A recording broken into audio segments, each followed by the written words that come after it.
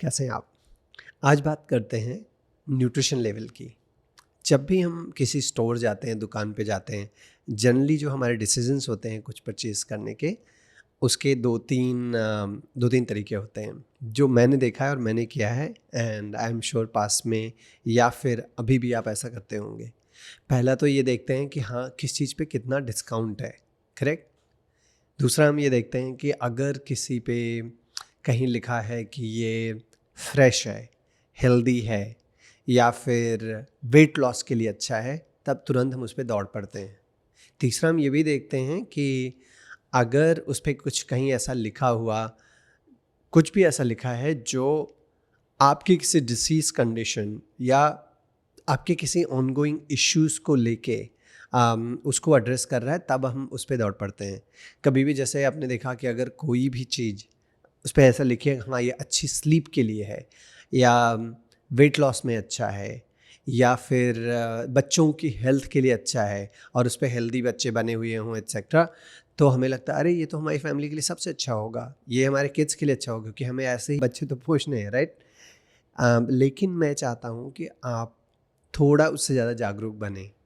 उसकी ज़रूरत इसलिए है क्योंकि जब हम काम करते हैं तब तो बहुत लगन से काम करते हैं, मेहनत करते हैं और उसके बाद अपनी सैलरी कमाते हैं। जब कोई भी चीज़ हमारी फैमिलीज़ पे आती है, हमारे बच्चों पे आती है, हमारे भाइयों बहनों पे आती है, तो हमें ये लगता है अरे हम कमाते हैं तो हम कुछ भी अफोर्ड कर सकते हैं। और जैसे ही कुछ भी हेल्दी फैंसी दिखता है, हमें ये लगता है कि ये बिकॉज़ मैं ये कमा रहा हूँ या मैं कमा रही हूँ, तो ये मैं अपनी फैमिली के लिए ख़रीद सकता हूँ, करेक्ट? स्पेशली ये होता है हम middle class, lower middle class families में ज़्यादा, क्योंकि एस्पिरेशन वैल्यू हमारी इतनी ज़्यादा होती है कि हमें लगता है अरे यार थोड़ी सैलरी बढ़ी तो हम अपने मम्मी पापा के लिए तो कुछ कर सकते हैं, दैट्स ग्रेट। अगर थोड़ा और कुछ हुआ तो लगता है कि हम वेकेशन पे जा सकते हैं, बहुत अच्छी बात है। हमें ये भी लगता है कि हमारे फूड चॉइसेस चेंज होनी चाहिए। अब हम घर के बगल वाले से सब्जी खरीदने के बजाय हम ग्रोसरी स्टोर में जाएंगे, सुपर स्टोर में जाएंगे, हो सकता है हम फ्रोज़न फ्रूट्स खरीदने लगें and things like those. I want कि हम थोड़ा सा जो भी कुछ करते हैं उसको करने के पहले थोड़ा सोचें।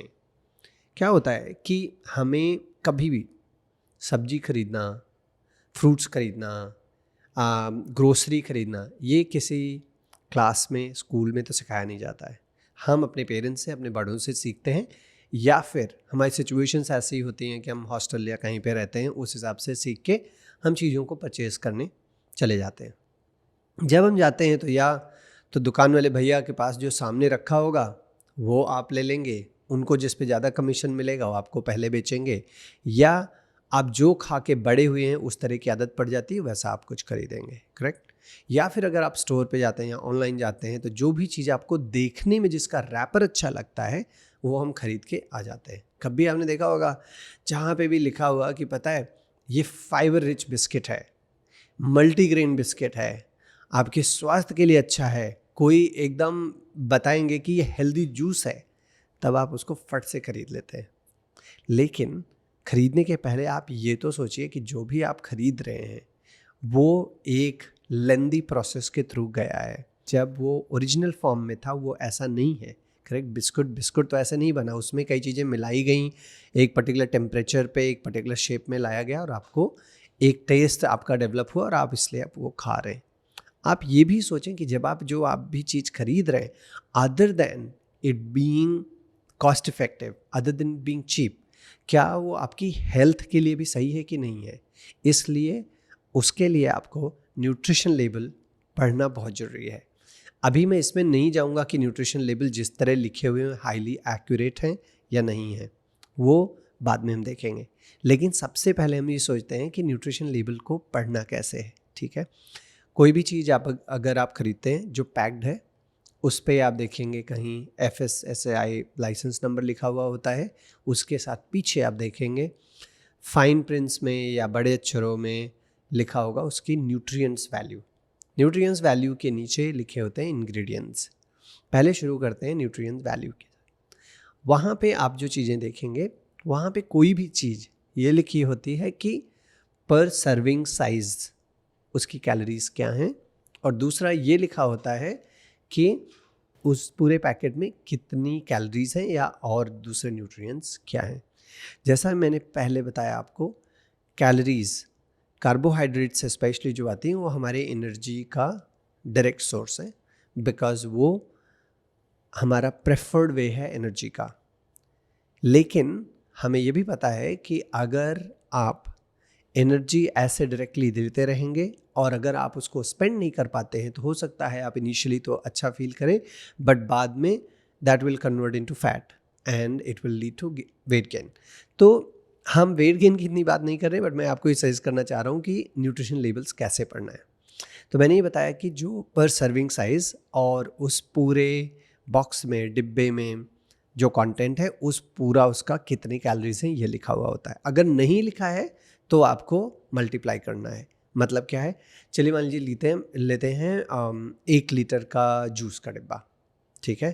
तो लिखा रहेगा कि हाँ टेट्रा पैक है और ये जूस है, मान लीजिए पोमेग्रेनेट जूस हो गया, जैसे अनार का जूस हो गया। आप उसमें देखेंगे लिखा होगा पर सर्विंग साइज आपका है 100 ml। तो बताएंगे कि 1 लीटर के डब्बे में 10 सर्विंग हुई। फिर लिखेंगे 100 ml में आपकी जो कैलोरीज हैं, हर 100 ml में 60 कैलोरीज आपकी आती हैं। आप बताएंगे कि 100 ml में 60 कैलोरीज आई। आपको लगेगा अरे ये तो बहुत बढ़िया है, 60 कैलोरीज कुछ नहीं होता, एक चपाती से कम होता है। मतलब एक नॉर्मल रोटी जो होती है उसमें करीब 75-80 कैलोरीज होती हैं, तो बड़ी रोटी होगी तो 150 कैलोरीज तक होती हैं। तो मैं ये कह रहा हूँ कि सर्विंग साइज़ आपने देखा 100 ml और आपने ये देखा कि 60 कैलोरीज उसमें है, आपने कहा ये तो बढ़िया है। लेकिन जिस ग्लास में आप पीने जा रहे हैं उसको कौन मेजर करेगा? आपके घर में कौन सी ऐसी ग्लास है जो 100 ml की हो? और आपके घर में कौन सा ऐसा मेजरिंग टूल है जिससे आप बता सकते हैं कि आप उतनी ही सर्विंग साइज़ को आप कंज्यूम कर रहे हैं जितना उसमें लिखा गया है? हम तो डिपेंड करता है कि कहाँ से आए हैं, कितना हमें भूख लगी है, कितना प्यास लगी है, उस हिसाब से हम कंज्यूम करते हैं। इनफैक्ट एट टाइम्स हम फ्रिज के सामने ही खड़े ही होके एक ग्लास दबाते हैं और दूसरी बॉटल हाथ में रहती है कि थोड़ा और मन करेगा तो पी लेंगे, करेक्ट।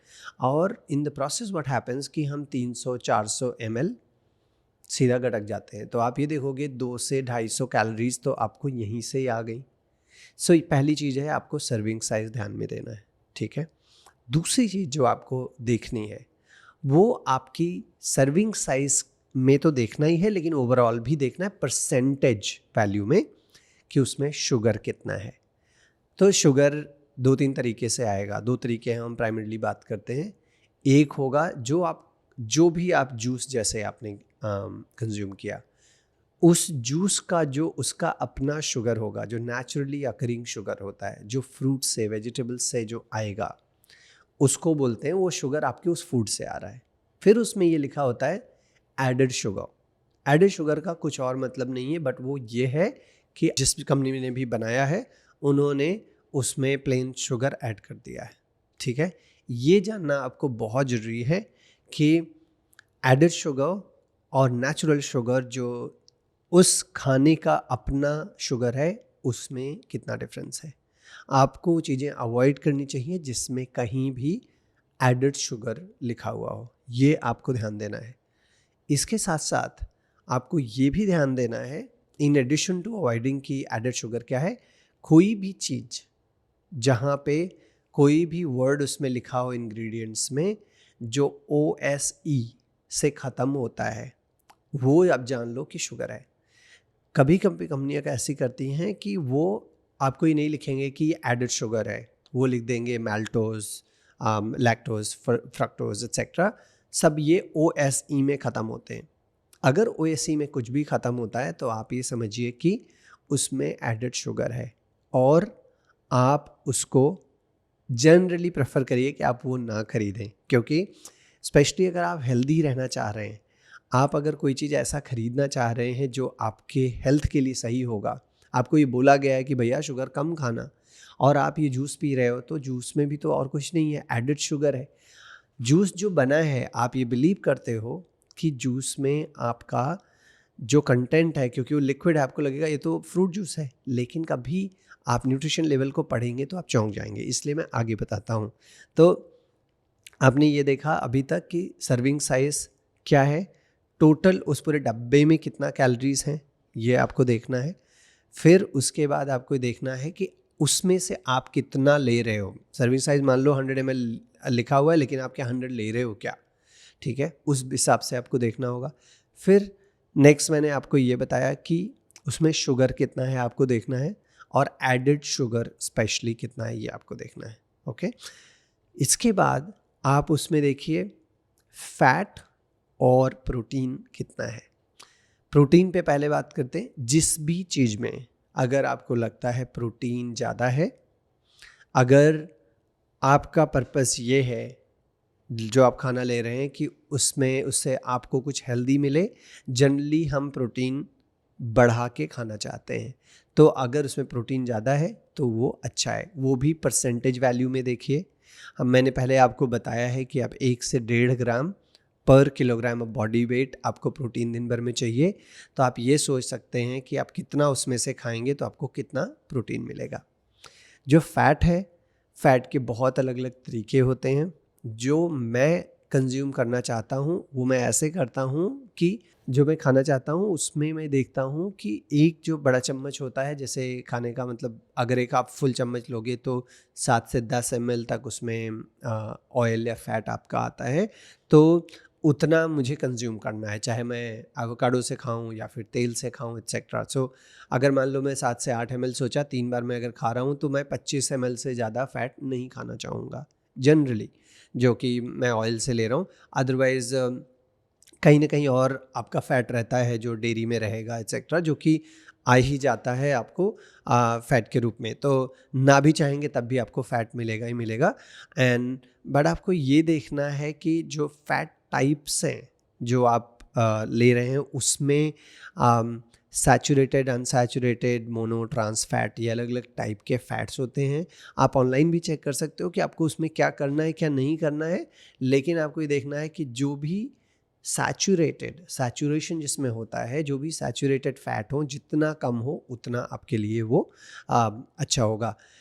इसके बाद जो लास्ट चीज़ मैं बताना चाहूँगा कि अगर आप न्यूट्रिएंट्स जब आप पढ़ लेंगे उसके बाद आपको नीचे जब जाएंगे तो उसमें इंग्रेडिएंट्स लिखे होते हैं, वो उसी ऑर्डर में लिखे होते हैं जिस क्वांटिटी में वो पर्टिकुलर डब्बे में या फिर पैकेट में अवेलेबल होंगे। फॉर एग्जांपल इंग्रेडिएंट में अगर सबसे पहली चीज़ वाटर लिखी हुई है, इसका मतलब ये है कि पूरे आपके उस डब्बे में सबसे ज़्यादा क्या है, पानी है।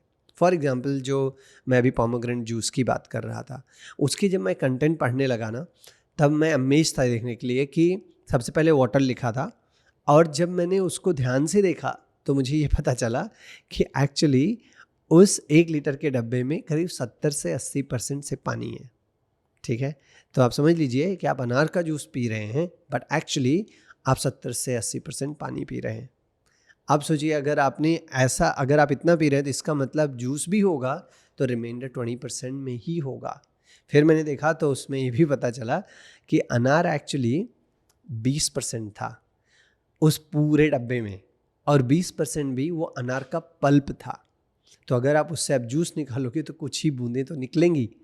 तो उसके बाद उसको बेटर करने के लिए लोगों ने क्या किया, उन्होंने उसमें प्रिजर्वेटिव्स डाले, नेचुरल कलर्स डाले, फिर एसिडिटी रेगुलेटर्स डाले एक्सेट्रा। ये सारे साइंस हैं जिससे आपको दूर रहना है। और अगर आप ये फाइन प्रिंट्स में नहीं देखेंगे तो आपका पेट, आपकी सेहत और ओवरऑल आपकी लॉन्जेविटी कॉम्प्रोमाइज़ होगी। मैं चाहता हूँ कि आप जितना स्मार्ट हो अपने दिमाग से उसको प्लीज़ आप इस्तेमाल करिए थोड़ा उसका, जब आप ये चीज़ें परचेस करते हो। अगर आप ख़रीदने के लिए बगल वाले भैया को बोल रहे हो या मेड को आप बोल रहे हो कि आप लेके आ जाओ, तो आपको बेटर ये पता होना चाहिए कि आप क्या मंगा रहे हो, क्योंकि जो वो लेके आने वाले हैं वही आपके घर में बनने वाला है, और जो आपके घर में बनेगा वही आप हो, राइट, बिकॉज आप वही खाओगे। इट इज़ ऑलवेज सेड ना, you are what you eat, so decide what you eat, that is right for your gut, that's right for your brain and eventually right for your body. ये बहुत important है। मेरे हिसाब से आपको जो शिक्षा लेनी चाहिए वो ये होनी चाहिए कि न्यूट्रिशन लेबल कैसे पढ़ें और उसके बेसिस पे कैसे आप अपने परचेजिंग डिसीजंस करें, स्पेशली ग्रोसरी के। ये बहुत बहुत महत्वपूर्ण है, नहीं तो आप डायबिटीज़, लाइफस्टाइल अदर डिसीजेस, आपके cholesterol situation, blood pressure etcetera, इनके जो आप पीछे फैक्टर्स देखेंगे वो ये सब होंगे और आपको लगेगा आप हेल्दी खा रहे हो, हेल्दी पी रहे हो, लेकिन उसके बाद भी आप ठीक नहीं हो रहे हो। आई विल सजेस्ट आप ये चीज़ें ध्यान में रखिए। एंड बाय द वे, अगर आपके किचन में कुछ डब्बे रखे हो तो ज़रा उसको जाइए उठा के पीछे पढ़िए उसमें क्या क्या लिखा है, और अगर आपको कुछ नज़र आता है ना तो आप डेफिनेटली बताइए। एंड बाय द वे, ये भी आप कर सकते हैं कि आपके घर में अगर जूस स्पेशली कुछ रखा हो, ज़रा उसको पढ़िए तो सही कि उसमें पीछे क्या लिखा है। And then we'll talk again. Good luck. Bye.